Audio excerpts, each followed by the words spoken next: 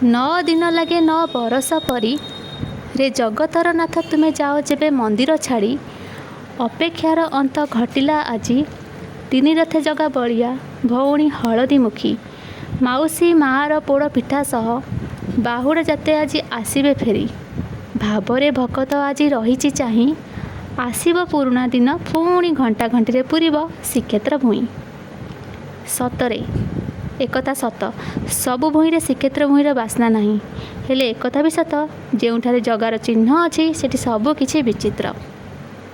नमस्कार, जय जगन्नाथ। मु अन्नपूर्णा आज आम टमांडो ग्रामर बाहुड़ यात्रा को नहीं एक सुंदर उपस्थापना आपण मान पाखक नहीं आसी। गुंडीचा दिन आम ग्रामर तीन ठाकुर को नहीं आमर मौसी माँ मंदिर रे लोग भक्त माने पहुँचाई 9 दिन बितेबा परे पुणी बाहुड़ा यात्रा दिन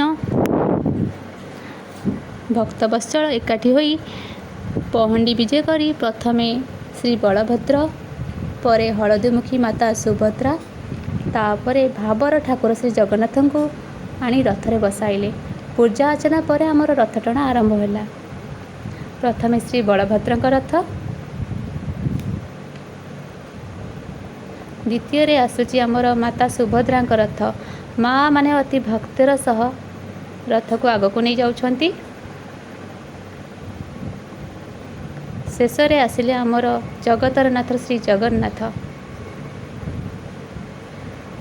घंटा घंटी ध्वनि आम गाम परिपूरित हो जाउथिला।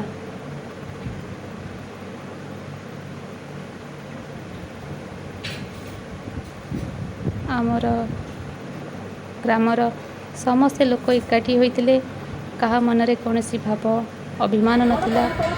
तापर आमर एनएच कड़ दे आमर आम ग्रामर बाहुड़ा यात्रा आपण मानक केमती लगिला मते कमेंट करके निश्चय जणाइबे। आउ नुआ वीडियो पाई मो चैनल को लाइक शेयर सब्सक्राइब करेंगे। आपण मानक अपेक्षा रही। जय जगन्नाथ।